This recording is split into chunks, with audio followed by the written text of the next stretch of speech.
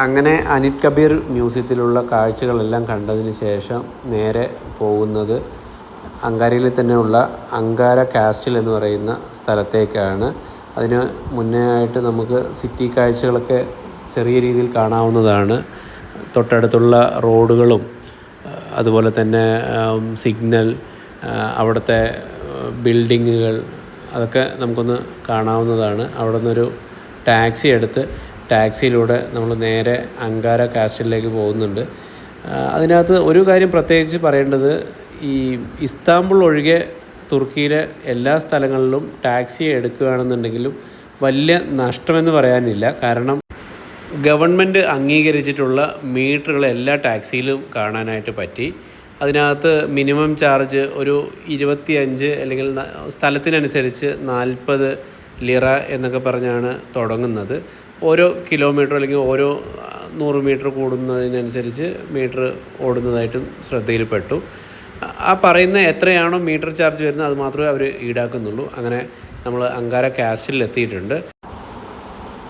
ഇത് 7-ാം നൂറ്റാണ്ടിലോ 8-ാം നൂറ്റാണ്ടിലോ ആണ് പണിതിരിക്കുന്നതെന്നാണ് എനിക്ക് മനസ്സിലാക്കാൻ പറ്റിയിട്ടുള്ളത്. ഈ അങ്കാര കാസ്റ്റിലിനോട് ചേർന്ന് തന്നെ കുറേ വീടുകൾ നമുക്ക് കാണാനായിട്ട് പറ്റും. തുർക്കിഷ് ജനതയുടെ ജീവിതശൈലി നേരായ രീതിയിൽ നമുക്ക് കാണാനായിട്ട് ഇവിടെ പറ്റുന്നതാണ്. അതായത് ഒരു സാധാരണ കുടുംബം എങ്ങനെയാണ് ജീവിക്കുന്നത്, തുർക്കിഷ് കുടുംബം എങ്ങനെയാണ് ജീവിക്കുന്നതെന്നൊക്കെ നമുക്ക് അതിലൂടെ നടന്ന് കാണുമ്പോൾ തന്നെ മനസ്സിലാവും. അതുപോലെ തന്നെ ഈ അങ്കാര കാസ്റ്റിലിൻ്റെ മുകളിലൂടെയുള്ള വ്യൂ അങ്കാരയുടെ മുഴുവനായിട്ടുള്ള സിറ്റി വ്യൂ നമുക്ക് സമ്മാനിക്കുന്നുണ്ട്. കാസിലേക്ക് നടന്ന് കയറുന്ന വഴിയുടെ ഇരുവശങ്ങളിലായി അവിടെ താമസിക്കുന്ന വീടുകളിലെ തന്നെ ജനങ്ങൾ ചെറിയ ചെറിയ സുവനീറുകളെല്ലാം വിൽക്കാനായിട്ട് വച്ചിട്ടുണ്ട്. നമ്മൾ ആ വഴിയിലൂടെ നടക്കുന്ന സമയത്ത് അവർ നമ്മളെ മാടി വിളിച്ച് സുവനീർ സെയിൽ ചെയ്യാനും ശ്രമിക്കുന്നുണ്ട്.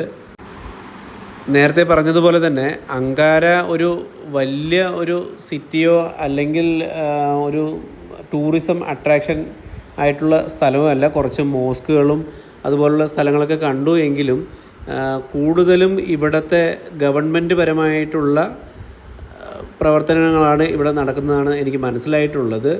അതുകൊണ്ട് തന്നെ നമ്മൾ അങ്കാരയിലെ കാഴ്ചകളെല്ലാം വേഗത്തിൽ തീർത്തതിന് ശേഷം നമ്മൾ അടുത്ത ഡെസ്റ്റിനേഷനായ കപ്പഡോക്കിയയിലേക്കാണ് പോകുന്നത്.